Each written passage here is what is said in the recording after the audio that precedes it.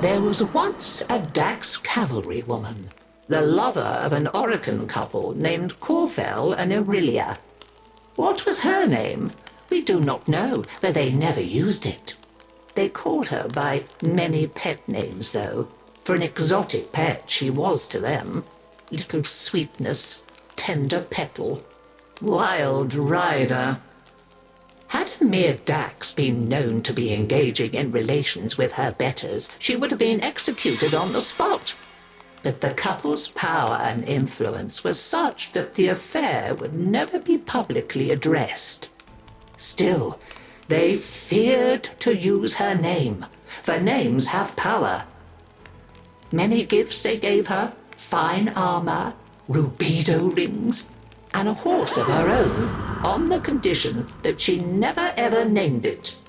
Names were for people, not possessions, so long as it remained a mere nameless thing.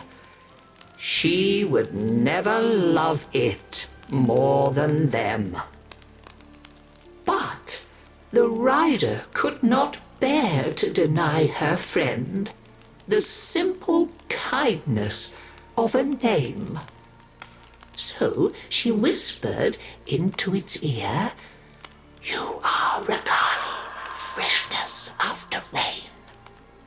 And just as the couple had feared, she came to love the horse dearly. This was intolerable to them. The horse had to go. An accidental impalement was arranged. But fate played a cruel trick, and both rider and horse were impaled. Corfel and Aurelia hastened to her side.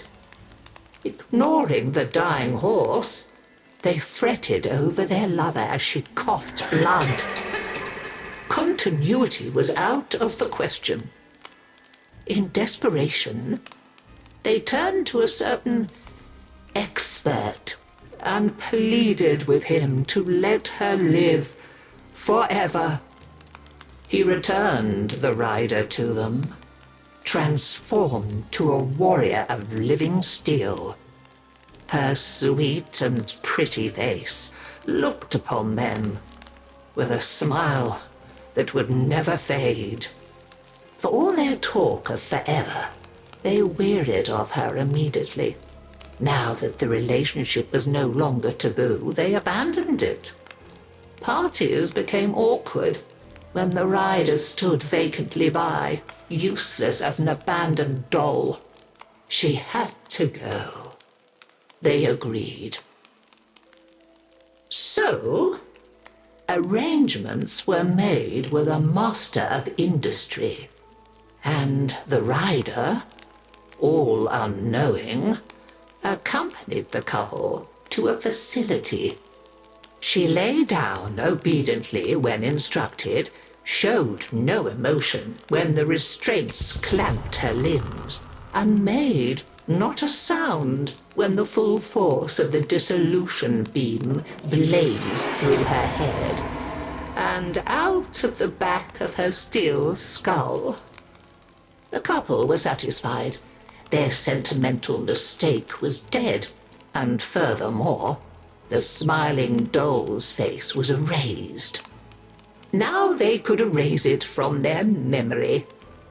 I doubt I need to tell you what faceless thing clambered jerkily from the facility's waste disposal heap in the still of a Nabarus night. How she sought for her Dax Nakana and found only the overseer's whip-blade.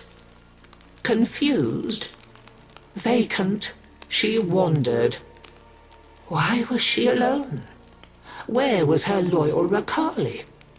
She reached deep into despair and memory, and summoned up a ghost horse to run alongside her on the night winds. Now, at least, she was no longer alone. She groped for other memories, came up with hands overflowing with betrayal. When the morning sun rose on Corfell and Aurelia, they were faceless too, and quite still. After that, she wandered without purpose, and the legend of the Hollow Rider grew. And so we come to my part in her story.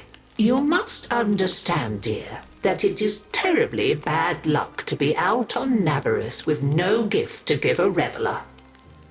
And yet, that was my plight as I stood, my old bones aching, before the dreadful figure on the road many years ago. "I have no face," the figure before me seemed to say, in a whispering voice that spoke in my mind. "I have no name, only a need. And you come before me empty-handed this Nabareth night." "I do have one thing to give, if it please you," I said to her. "My name. When you ride away, you shall be Dagath, and I shall be only grandmother. And that is the story of how I lost my name and kept my head. Though many others have since lost theirs. For with her name came a new purpose. Dagath, you see, means the mirror that accuses.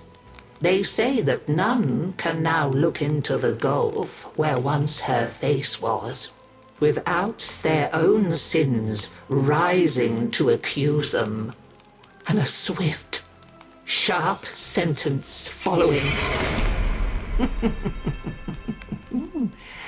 A happy Nabareth to you all.